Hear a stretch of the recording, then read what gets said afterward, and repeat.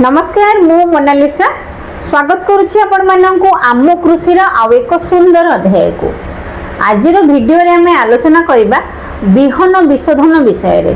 आपण माने निश्चित भाव में जानिथिबे गोटे मंजी को हमें बिहन बोली कहि थाउ, किंतु सब मंजी को हमें बिहन कहि परिबा नाही। गोटे सुस्थ बिहन हबा पई गोटे मंजी पाखरे किछि भल गुण रहिबा दरकार, तेबे जाई सही मंजी को आमे बिहन कहि परिबा।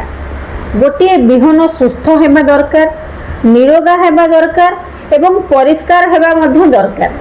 तेबे आजिर वीडियो रे आमे आलोचना करिबा धान को आमे किभଳି भाबरे विशोधन करिबा, जहाँ आगो को सही धान बिहन रे आउ एते अधिक परिमाण रे रोग पोक लागिबे नाही।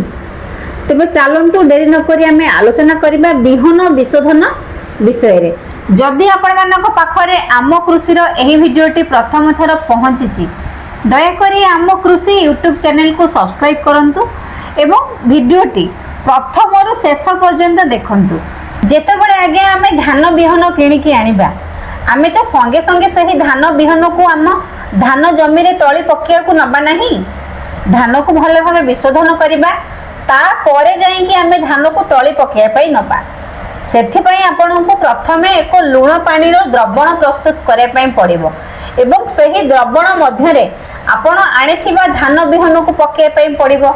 जेतेबेले आपण सही लूण पानी रो द्रवण भितरे आपण आनिथिबा धान को पकेइबे, देखिबे सही द्रवण भितरे जेतेबेले धान को पकेइ सारिबा परे धान रे रहिथिबा काठी कुटा एवं अगाड़ी गुड़िक धान पानी रो ऊपर को भासीबो एवं संगे संगे आपण सही काठी कुटा अगाड़ी को छाणी की बाहर कर देबे एवं तळे जो बिहन गुड़िक आगे रही गला सही बिहन होउचे सुस्थ बिहन, निरोगा बिहन।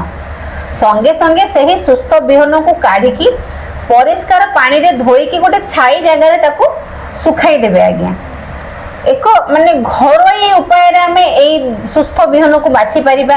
बहुत सुंदर उपाय लूण पानी रो द्रवण प्रस्तुत करी आपण सुस्थ बिहन बाछि परिबे। जेतेबेले आगो को हमें धान रोइबा किबा धान तळी पकाइबा, सेते अधिक परिमाण रे रोग पोकर समस्या देखा जिवो नाही।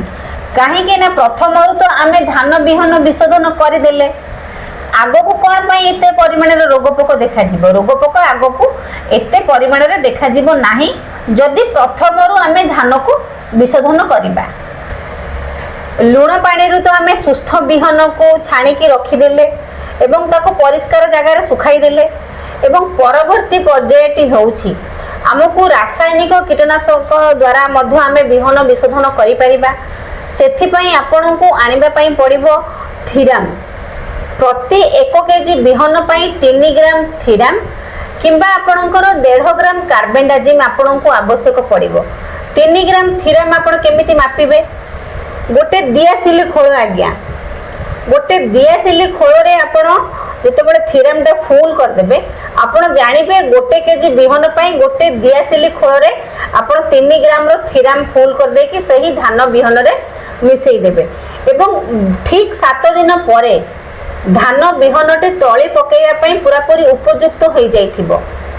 एवं जेतेबेले आमे एही कीटनाशक द्वारा धान बिहन विशोधन करिबा, ताहले आगो को आम धान जमी रे एते अधिक परिमाण रे रोग पोक लागिबे नाही।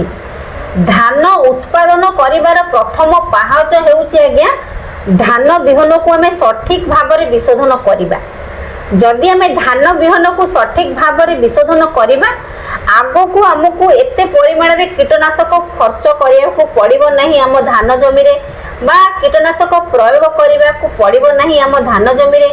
आम धान गछटे सुस्थ रहिबो एवं आमे अधिक धान उत्पादन करि परिबा। जदि आपण माने तळी पकाई नाहांती, ताहेले आपण माने निश्चित भाव रे धान बिहन भल भावे विशोधन करंतु एवं ता परे जाई कि आपण आपणको धान बिहन को तळी पई प्रस्तुत करंतु किबा तळी पकांतु। एहा थिला गोटे छोट भिडियोटी धान को किभଳି भाव रे आमे विशोधन करिबा। जदि एही भिडियोटी आपण माननकु भलो लागि थाए, ताहेले कमेंट माध्यम रे जणाइबे एवं भिडियोटी अधारु स्किप न करी प्रथम रु शेष पर्यंत देखिबे। रहिली, नमस्कार। ମୁଁ ମୋନାଲିସା ଦେଖା ହବ ଆପଣ ମାନଙ୍କ ସହିତ ଆମ କୃଷିର ଆଉ ଏକ ସୁନ୍ଦର ଅଧ୍ୟାୟରେ।